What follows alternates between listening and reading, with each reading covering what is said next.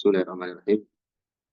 Alhamdulillahirabbil alamin. Wassalatu wassalamu ala nabiyina Muhammadin khatamil anbiya'i wal mursalin wa ala alihi wa ashabihi wa man tabi'ahum bi ihsanin ila ba'du. Alhamdulillah, pagi hari ini kita lanjutkan kembali kajian kita dari pembahasan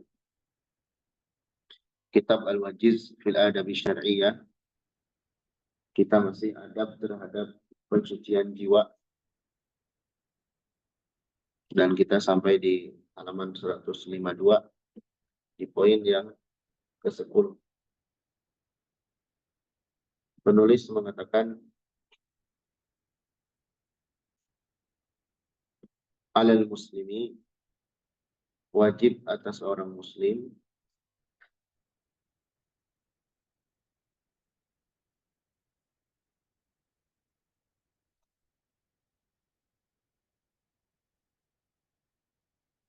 seorang muslim an yatanabbaha,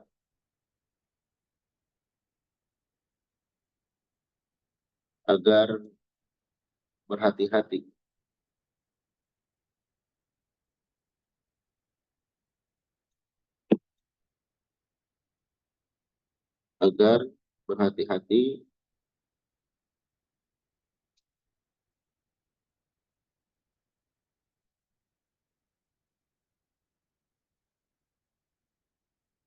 di haqiqatid dunya.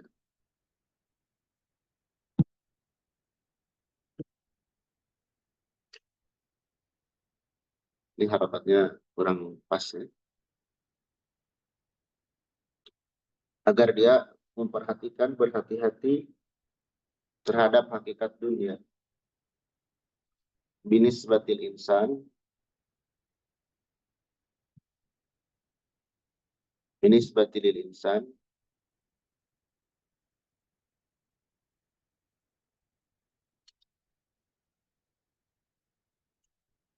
seorang muslim hati-hati terhadap hakikat dunia.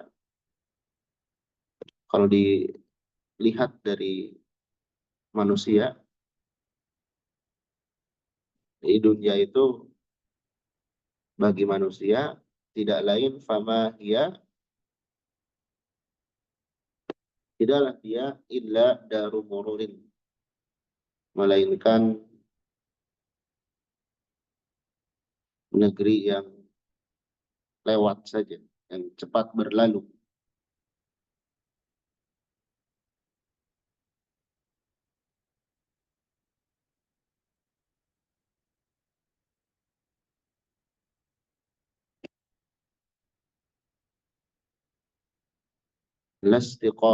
Lastiqrorin, bukan tempat untuk menetap.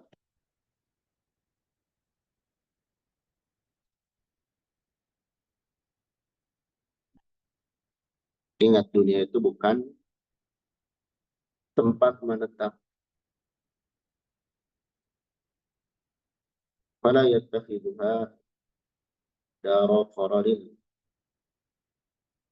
maka janganlah dia menjadikan dunia itu tempat atau negeri yang tetap. Fayalkana ilaiha, sehingga dia bersandar kepadanya. Wayan sedaron hakikiyah, dan dia melupakan tempat atau negeri yang hakiki.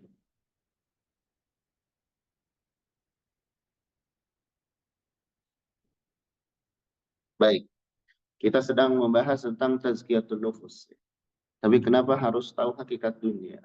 Karena orang yang tahu hakikat dunia itu sangat berpengaruh kepada hatinya. Orang yang tidak tahu hakikat dunia, dia akan panjang angan-angan. Dan panjang angan-angan itu akan merusak hati. Sementara orang yang paham hakikat dunia itu negeri yang akan lewat, bukan tempat tinggal, dia akan berpikir tentang akhirat. Nah, itu bisa melembutkan hati. berpengaruh kepada hati. Dan tidak boleh kita menjadikan dunia ini sebagai sandaran sehingga lupa akhirat. Wa bidzalika yudirru bi nafsihi. Dengan perkara itu dia telah membahayakan dengan dirinya, mencelakakan dirinya dengan punya prinsip dunia itu negeri kekal. Itu mencelakakan.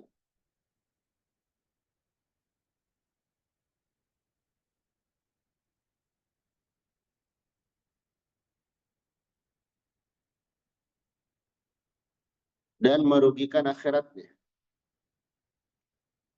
Wa yukhsiru akhiratahu. Dan dia merugikan akhiratnya. Karena orang yang betah di dunia, apalagi sudah memiliki fasilitas yang lengkap dalam hidup, dia akan lupa akhirat. Kalau lupa akhirat, dia sedikit beramal. Orang yang sedikit beramal atau bahkan tidak beramal di dunia, nanti di akhirat dia rugi. Orang lain memanen pahala, dia tidak dapat apa-apa. Makanya disebutkan amal soleh itu ya adalah bentuk tabungan kita, saham, investasi yang akan nanti kita petik di akhirat. Orang yang amal solehnya sedikit, nanti rugi di akhirat. Rugi bisa karena dia celaka, rugi di sini, dia celaka di akhirat, atau tidak dapat kedudukan. Masih mending kalau tidak dapat kedudukan. Ini yang parah itu kalau celaka, masuk neraka. Baik, jangan sampai seperti itu.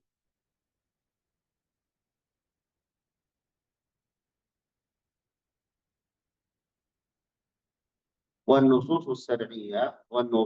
الشرعية nas-nas syariat, dalil syariat fi bayani hadzal aslil kabir, dalam penjelasan pokok yang besar ini, wa tazhidi fid dunya, dan agar zuhud terhadap dunia. Zuhud itu meninggalkan sesuatu yang tidak bermanfaat. Itu zuhud namanya. Mirip dengan warok. Kalau warok meninggalkan sesuatu yang mencelakakan kita.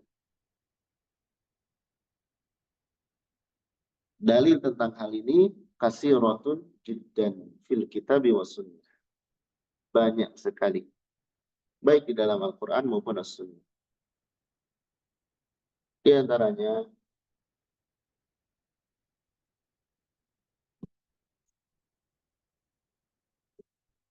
firman Allah Subhanahu wa taala di dalam surah Al-Hadid. Ya.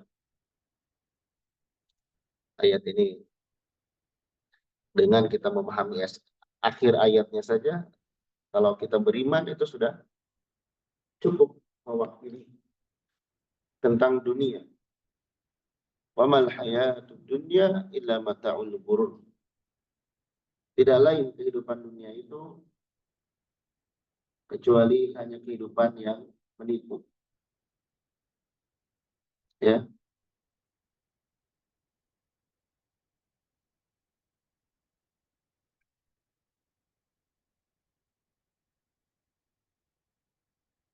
Menipu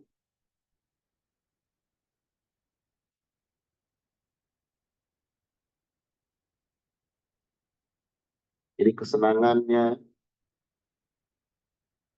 tidak akan membuat tenang. Di antara makna kehidupan dunia itu, kalau kita berpoya-poya menikmati semua kesenangannya, itu tidak akan membuat kita tenang, bahagia. Itu makna kesenangan yang menipu. kesenangan yang tidak akan membuat orang bahagia. Coba perhatikan orang-orang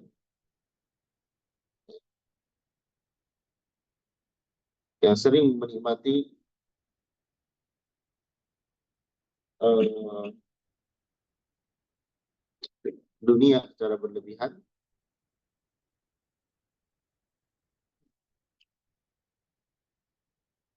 bukannya bahagia dia, tapi justru hidupnya gersang. Dia bahagia kalau misalkan, atau dia baru bahagia dengan mengeluarkan banyak uang.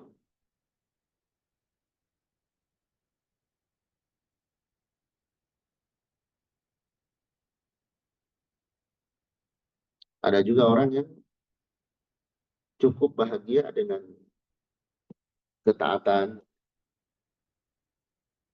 Di dunia itu kesenangan yang menipu. Maksudkan menipu itu tadi tidak akan membuat bahagia yang hakiki. Walaupun ingin kita, coba aja. Ya, kita ingin sesuatu terus dapat. Betul bahagia di waktu yang pertama. Sisanya udah bosan. Tapi terus lagi. Pengen A, B, C, D terus. Nggak terbendung. Sementara hisab jalan. Seperti orang yang berlebihan misalkan mengkoleksi perkara-perkara dunia. Walaupun dia betul itu hasil usahanya yang halal misalnya. Tapi ada hal yang lain yang bisa dia manfaatkan. Misalkan dipakai infak, dipakai ta'awun, dakwah, bantu orang-orang sekitar. Ya, Allah Subhanahu wa taala berfirman, "I'lamu, ketahuilah, annamal hayatud dunya, bahwasanya kehidupan dunia, la'ibun, hanyalah permainan, walahwun, sesuatu yang melalaikan, wazinatun, perhiasan, watafakhurun, bermegah-megahan bainakum antara kalian, watakasurun, dan berbangga, fil amwali wal aulad, dengan harta dan anak." Ini dunia. Bukan berarti, oh kalau kayak gitu berarti kita di dunia harus melakukan hal ini. Main, leha-leha, berbangga-bangga. Justru ini yang harus kita hindari. Justru perkara tadi, ya, permainan, kelalaian, perhiasan, berbangga, itu semua menipu. Kesenangan yang menipu. Dan perlu diingat, tugas pokok kita hidup di dunia ini bukan untuk bermain, tapi untuk ibadah. Betul, dunia diciptakan oleh Allah Subhanahu wa taala. Ada kesenangan dan lainnya, tapi tugas kita bukan untuk itu. Tugas kita bukan untuk itu. Ya, ibarat kita masuk ke sebuah tempat permainan, tapi tugas kita beli barang tertentu, bukan untuk main di tempat itu.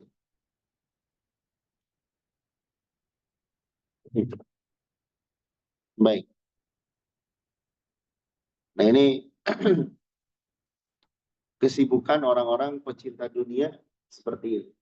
Bermain-main, leha-leha, bermegah-megahan, berbangga-bangga dengan harta dan anak. Itu kesibukan pecinta dunia. Kita jangan berlebihan dalam hal itu. Ingat tugas pokok kita itu ibadah. Kama sali ghaitin a'jabal kuffar. Seperti hujan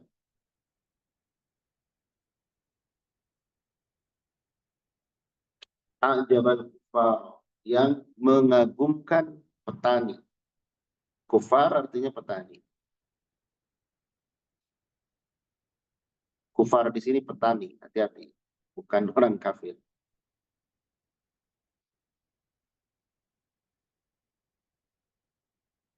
Kenapa kufar dalam ayat ini petani disebut kufar, bukan kafir, hati-hati.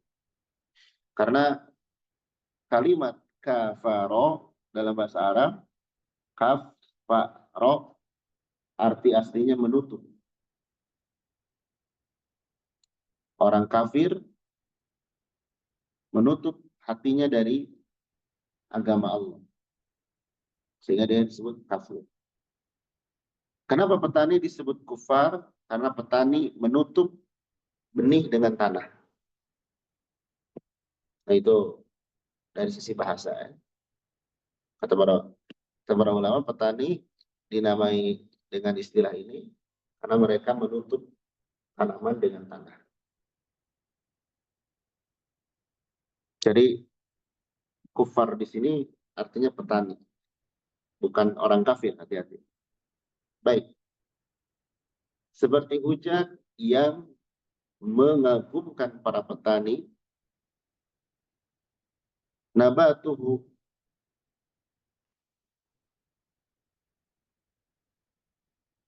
tanamannya. Maksudnya dengan hujan, tanaman jadi tumbuh subur, dan hal tersebut membuat kagum para petani. Betul, ya, indah. Tsumma yahiju. Kemudian dia menjadi kering. Fatarahu musfarra. Maka engkau melihatnya musfarra, menguning. Tsumma yakunu hutama. Kemudian dia menjadi hancur. Itulah dunia. Mengagumkan, kemudian terlihat biasa, dan akan hancur. Apapun itu. Harta, kemudian fisik, sama fisik, usia-usia tertentu itu mengagumkan. Cakep, perempuan ganteng, laki-laki cantik. Lama-kelamaan berubah. Ya. Makanya bukan hal itu yang dilihat. Bukan hal tersebut yang dilihat. Itu dunia. Sehingga jangan sampai kita di dunia terlalaikan.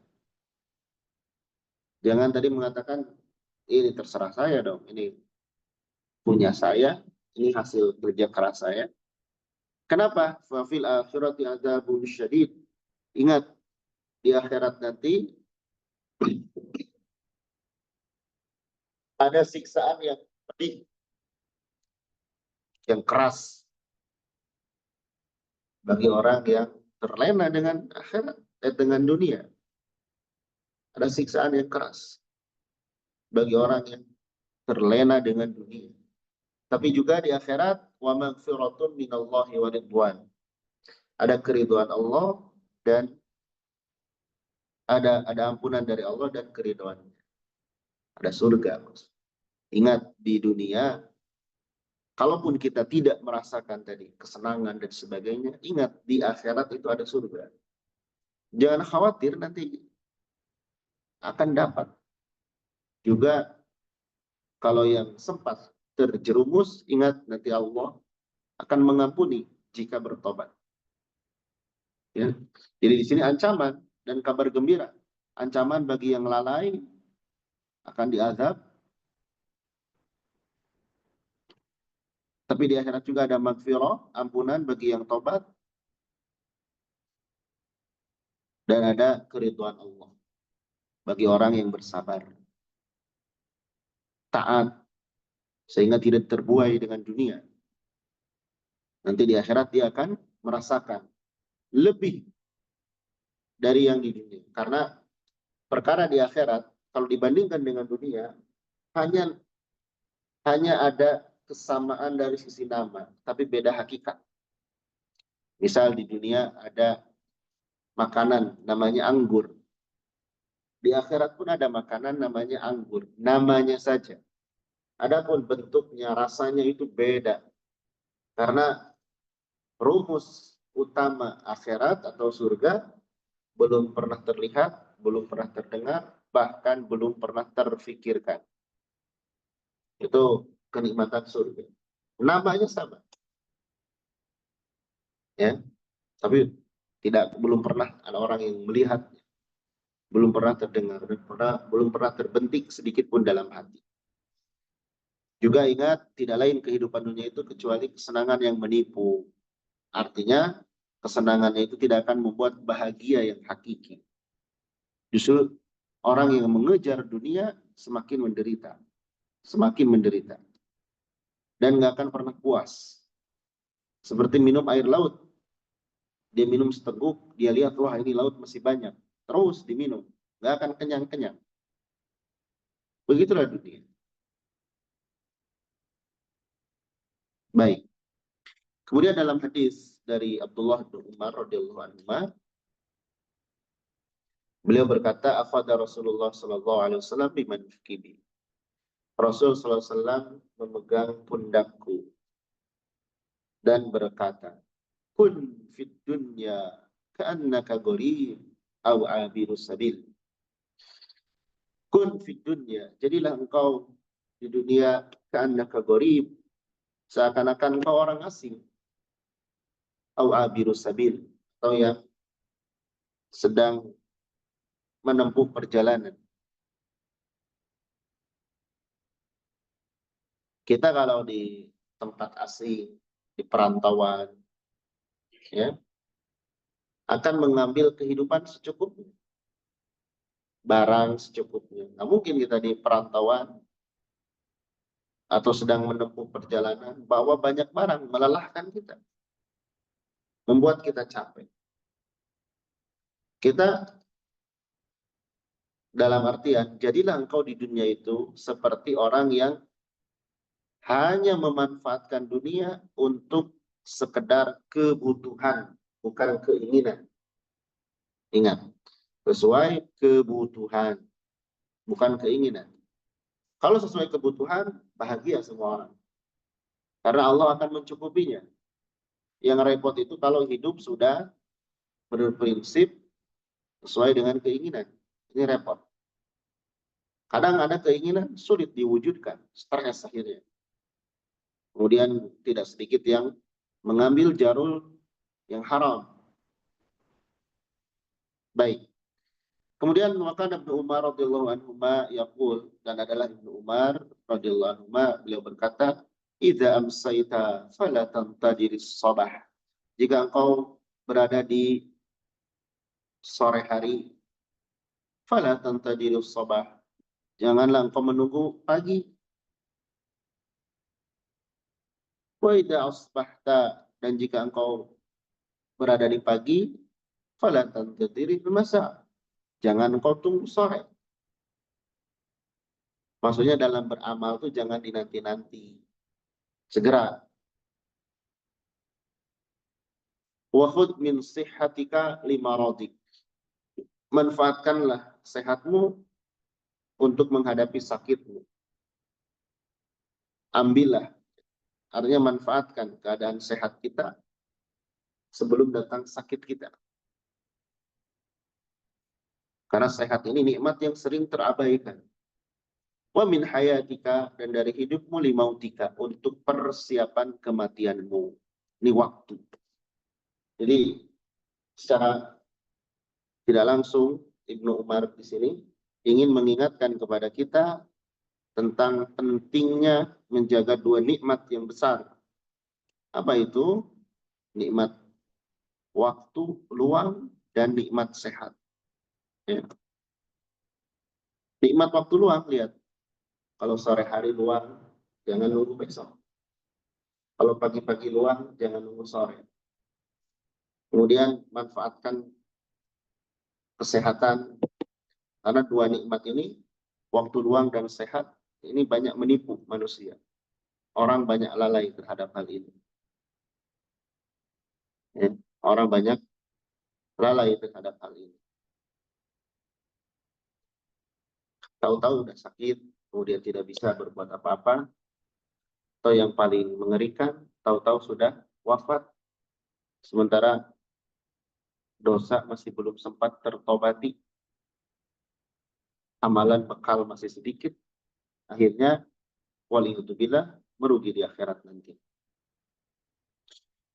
Baik. Yang ke-11, yang bagi lil muslim, selayaknya seorang muslim an yukhalita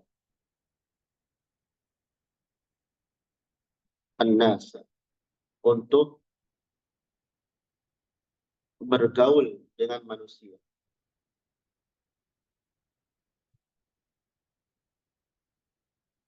Bergaul bersama manusia.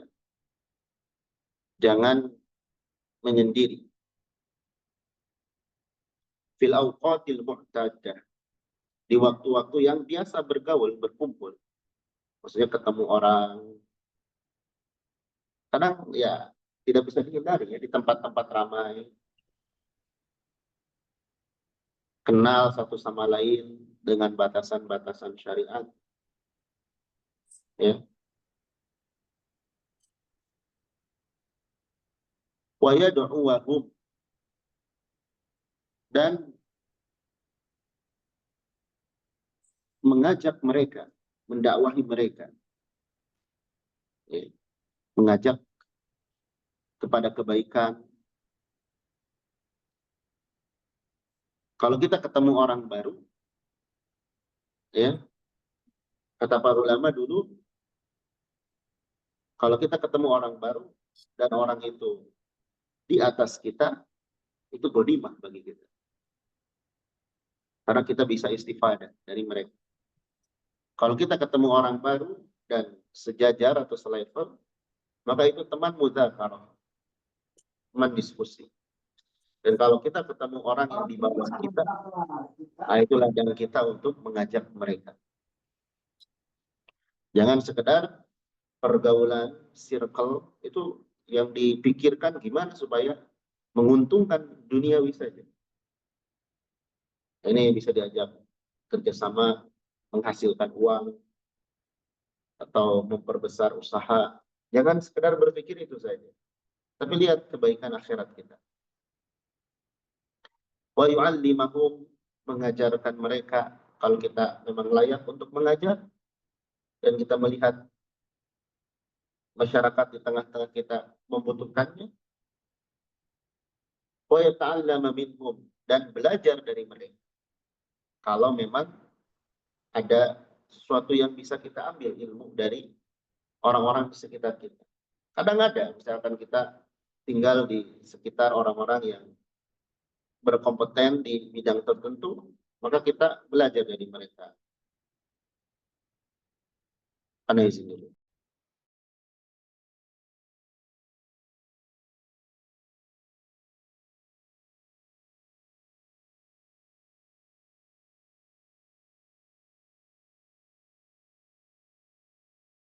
Bismillahirrahmanirrahim.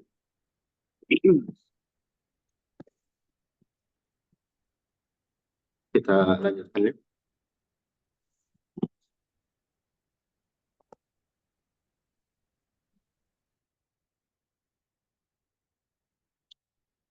Kenapa di poin 11 ini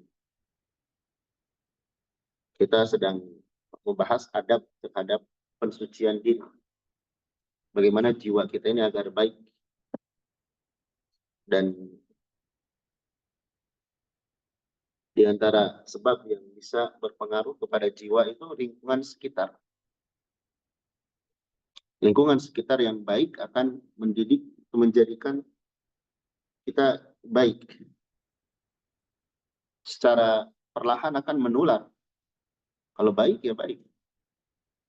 Begitupun jika buruk akan buruk. Ya. Maka ini berpengaruh. Tapi walaupun demikian, tetap kita di batasan tertentu itu harus bergaul dengan manusia. Jangan eksklusif, sama sekali misalkan nggak kenal dengan satu orang pun. Jangan juga berlebihan. Setiap orang yang ketemu akrab, kenal, dekat. Nggak dilihat dia baik atau buruk. Bermanfaat atau tidak untuk akhirat. Ya. Jadi bergaul di waktu yang biasa, mendakwahi mereka, mengajari mereka atau belajar dari mereka jika memang ada sesuatu yang bisa kita ambil manfaat. Wa yasbir ala adahum in wujid. Dan hendaklah dia bersabar atas gangguan mereka jika ada. Kadang ya namanya hidup ya. Lisan orang lain atau lisan kita sendiri bahkan tidak berkenan di orang lain atau menyakiti dengan hal-hal yang lain, bukan bukan hanya lisan. Nabi Shallallahu Alaihi Wasallam dan para sahabat dulu merasakan hal tersebut, makanya hijrah, merasakan gangguan dari kaum musyrikin, kaum kafirin di tengah-tengah mereka, dijelek-jelekin, diusir, difitnah, bahkan gangguan fisik. Kalau gangguan itu masih bisa kita untuk bersabar, bersabar. Nanti kita lihat ya. Kama kana Nabi Shallallahu Alaihi Wasallam yaf'alu wa ashabuhu radhiyallahu anhum. Sebagaimana Nabi Shallallahu Alaihi Wasallam melakukan hal tersebut dan para sahabatnya. Yani sabar dengan gangguan yang ada atau yang timbul dari masyarakat. Kemudian wa inna ma tusyra'ul uzla, dan bahwasanya disyariatkan uzlah fi halatin khassah. Uzlah itu menyendiri, meninggalkan hiruk pikuk dunia. Itu boleh, bahkan disyariatkan pada kondisi yang khusus, kondisi tertentu.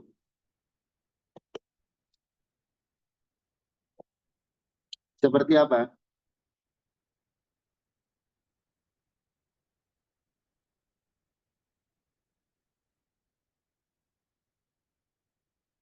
Seperti misalnya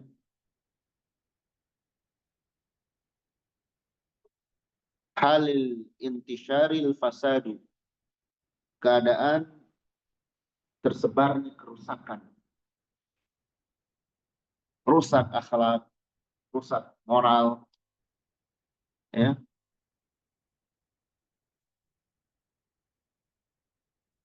Wakas rotil fitan, dan banyak kekacauan, fitnah. Fitnah di sini maksiat, kemusyrikan, ya. Ma'a ajazi, ini ketukar ya harokatnya. Ajazil insan, serta tidak mampunya manusia anit taghyir, dari merubah, untuk merubah. Tidak bisa. Saking banyaknya orang-orang jahat, orang-orang durhaka di tempat itu. Dan kita nggak mampu merubahnya, maka kita uzlah, menyendiri atau pindah. Karena bisa jadi nanti, misal diri kita kuat, belum tentu keluarga kita, belum tentu anak istri kita. Kita bisa saja misalnya, ya sudahlah, abaikan saja. Tapi kadang misalkan hal itu menimpa kepada keluarga kita yang lain, nggak kuat. Ya. Wahali khawfil insan ala nafsihi, di antara kondisi uzlah yang diperbolehkan, keadaan khawfil insan, khawatirnya manusia, takutnya manusia, ala nafsihi, terhadap dirinya, minal fitnah, terkena fitnah, bil mukhalaqah, dengan bergaul bersama manusia. Jadi kalau merasa, oh ini saya khawatir terbawa arus, bukan mendakwahi, justru bahkan kita ikut-ikutan kepada kemaksiatan di tempat itu. Itu uzlah, pindah tempat. Wa yusra'ul i'tizal, dan disyariatkan i'tizal, berpindah, menyendiri, memisahkan diri. Man yaksulu, orang yang merasakan bimukhalatihi dengan bergaulnya itu al-adha, gangguan. Jadi kalau dia mendapatkan, memperoleh gangguan, kalau dengan bergaul, maka itu disyariatkan. Gangguannya fiddin, baik dalam agama, misalnya nggak bisa ibadah, atau dihalang-halangi, awid dunia, atau dalam perkara dunia diganggu. Maka ini dianjurkan untuk i'tizal, untuk memisahkan diri.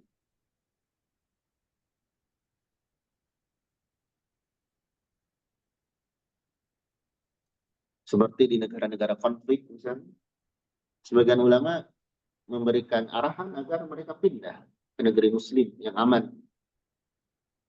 Ya, kalau memang lemah, tidak bisa melawan atau tidak bisa menghalau serangan-serangan dari musuh.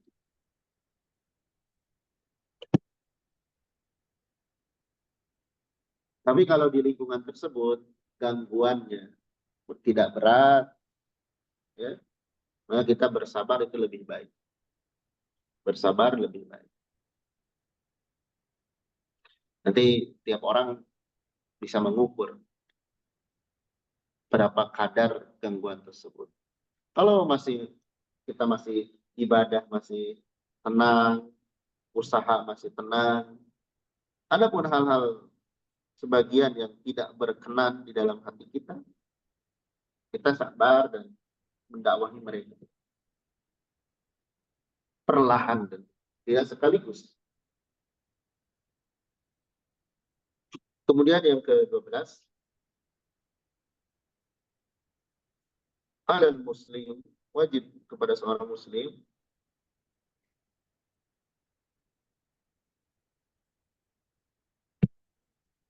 an yakuna harisan,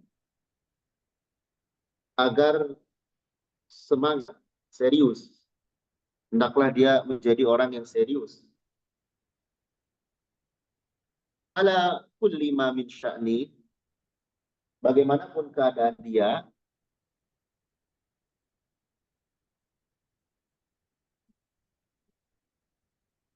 naf'uhu wa faidatuhu, bermanfaatnya dan faidahnya. Maksudnya diri kita ini harus bernilai, punya sesuatu yang bisa kita berikan manfaat pada orang lain. Atau minimal untuk diri sendiri. Janganlah saya mah biasa-biasa saja hidup. Yang penting diri saya, keluarga saya. Tapi hendaklah berpikir kebermanfaatan.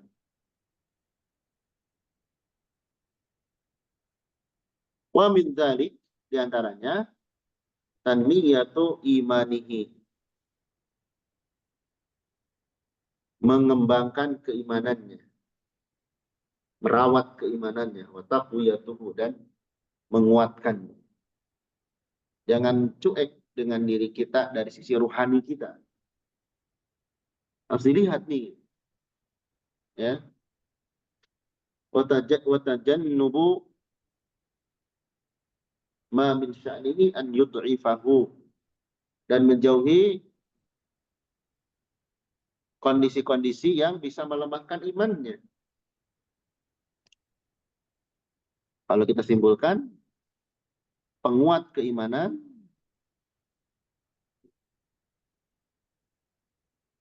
penguat iman adalah dengan taat, ketaatan.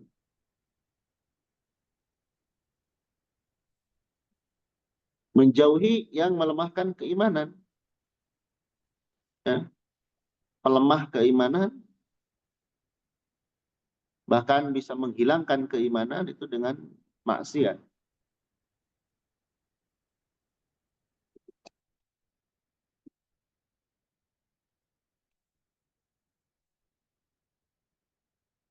Jadi perhatikan juga diri kita, ya, agar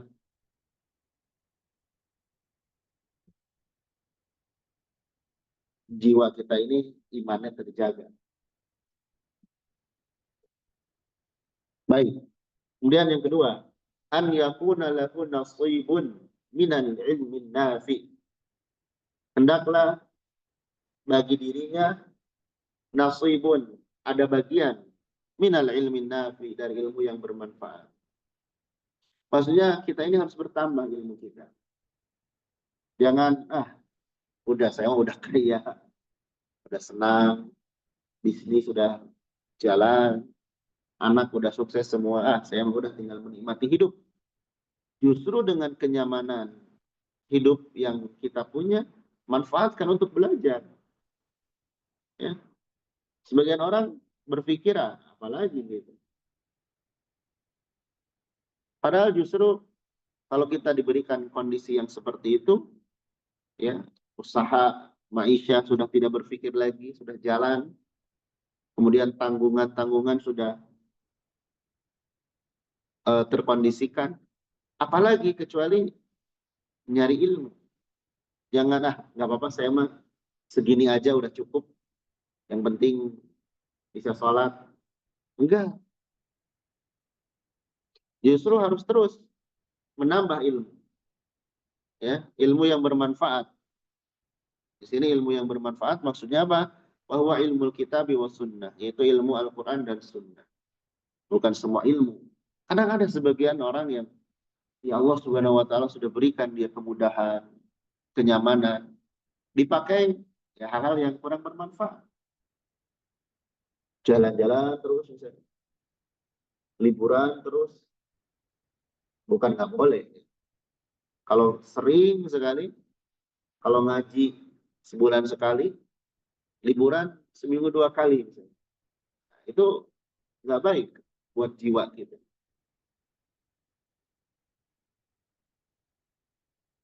Baik. Kemudian yang ketiga, an yakuna musyarikan. Hendaklah dia ikut serta, mengambil bagian, bima yumkinuhu fid da'wah, dengan sesuatu yang mungkin baginya di dalam dakwah, mengajak kepada Allah. Ikut serta, berpartisipasi, ikut peran dalam dakwah. Tapi ingat, harus ikhlas. Dan nggak boleh ada kepentingan pribadi. Ikut dakwah agar punya reputasi baik di tengah-tengah masyarakat. Wah, ini fulan atau fulana sekarang jadi aktivis dakwah. Jadi penggerak pengajian. Iya, bagus itu. Tapi ingat, di sana ujiannya banyak. Fitnah-fitnahnya banyak. Sehingga bisa lihat kita, tidak sedikit yang kemudian muncul benih-benih permusuhan karena hal-hal sepele. Ingat kata perkataan salaf, tidaklah sebuah komunitas kelompok itu berpecah kecuali di tengah-tengah mereka ada yang khianat. Khianat.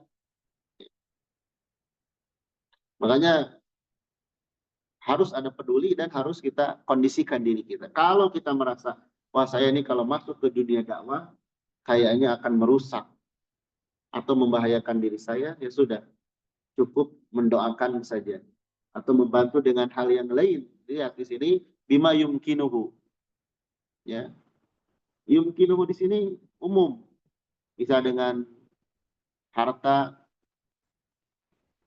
tenaga,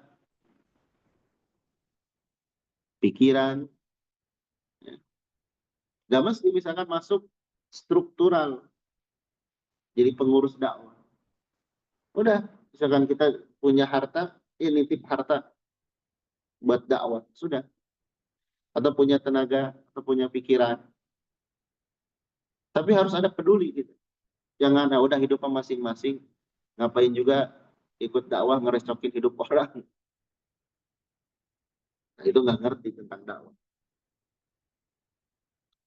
Karena ingat firman Allah, "Wa man ahsanu qawlan mimman da'a ilallah." Tidak ada perkataan yang lebih baik daripada orang yang mengajak kepada Allah. Wal amri bil ma'ruf wan nahyi 'anil munkar, dan ikut serta dalam amar ma'ruf dan nahi munkar. Ada orang yang gak taat aja. Ada orang yang terjerumus dalam maksiat, larang. Harus ada peduli kepada orang lain.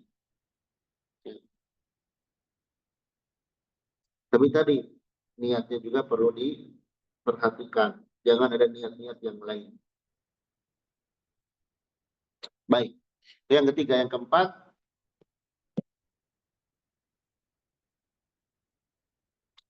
takwinu usratin salihah. Mencetak keluarga yang saleh. Membentuk keluarga yang saleh. Yahrisu 'alaiha. Dia semangat untuknya.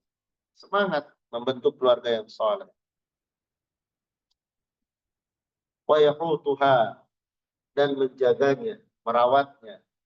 Binushihi, dengan menasehatinya. Wa tarbiyatihi, dan mendidiknya.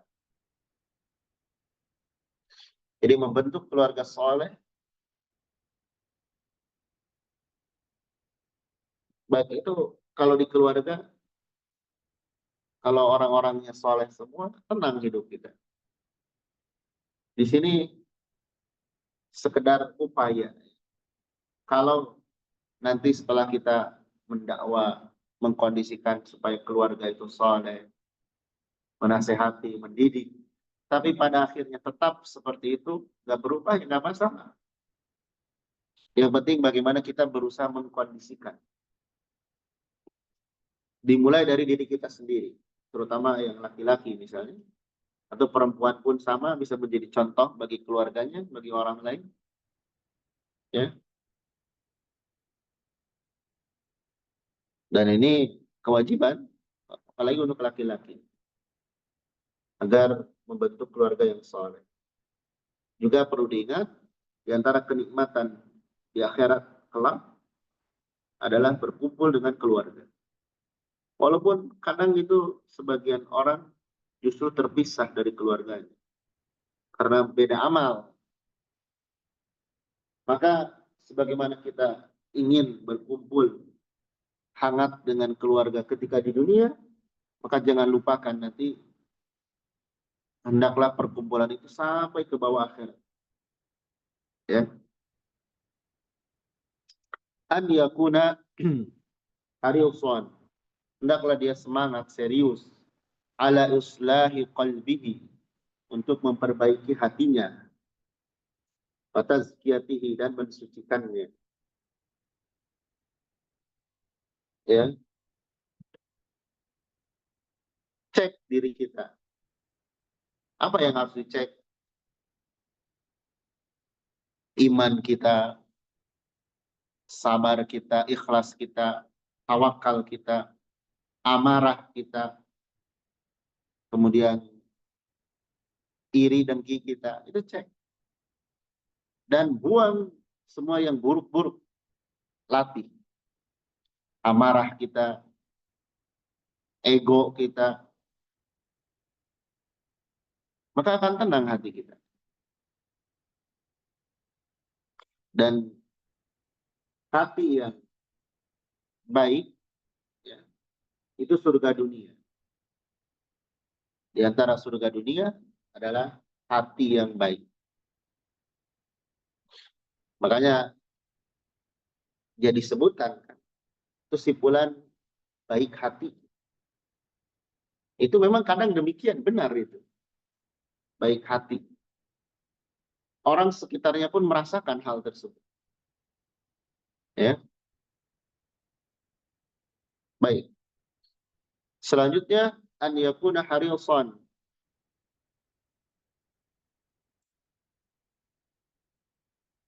Hendaklah dia serius,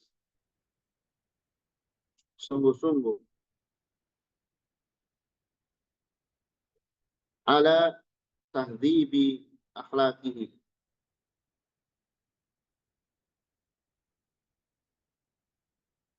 untuk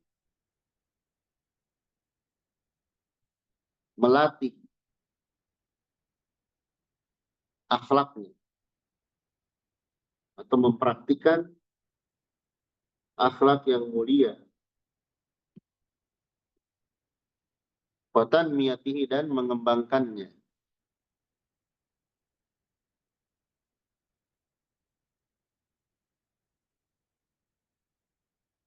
Tahdib itu membersihkan, mendidik akhlaknya,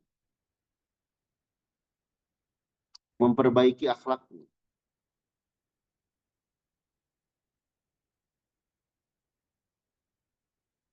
Tahdib itu bisa bermakna tarbiyah atau islah, memperbaiki akhlaknya dan mengembangkannya. Ya perlahan, ya. Dari mulai kita mengontrol ucapan kita, gerak-gerik kita, yang tadinya aktif jadi pendiam seperlunya, dan sebagainya, itu bisa dilatih. Walau susah, tapi bisa dilatih. Dulu para ulama sampai ada yang mengatakan, saya belajar diam selama puluhan tahun. Belajar diam.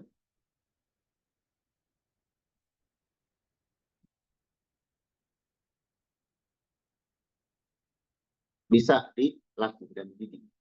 Kemudian yang selanjutnya, an yakuna harisan.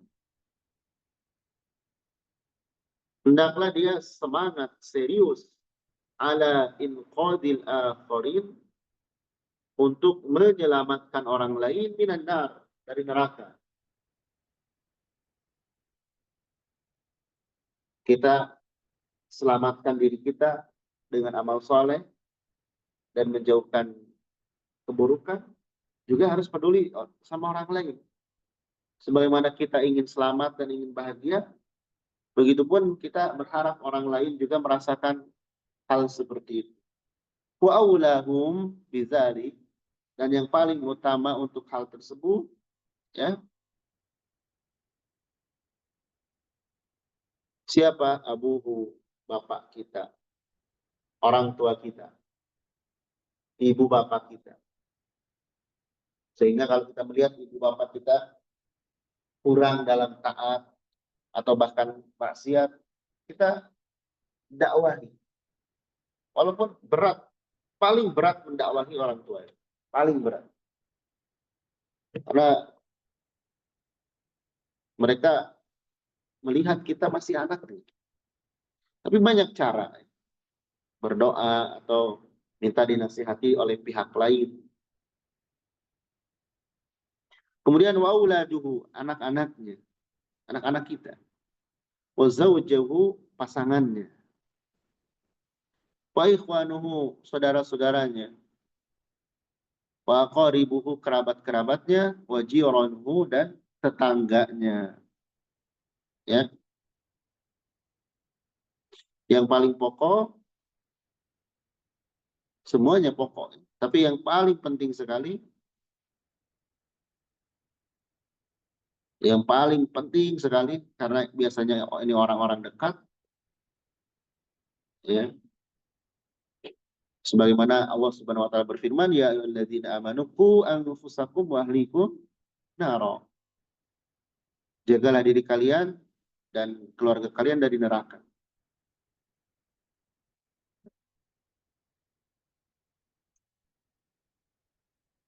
Jangan cuek dengan orang-orang yang disebutkan tadi. Yang ke selanjutnya, at-takhaffuf,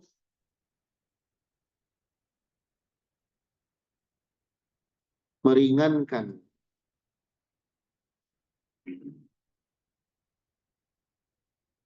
min hukukin nas, dari hak-hak manusia.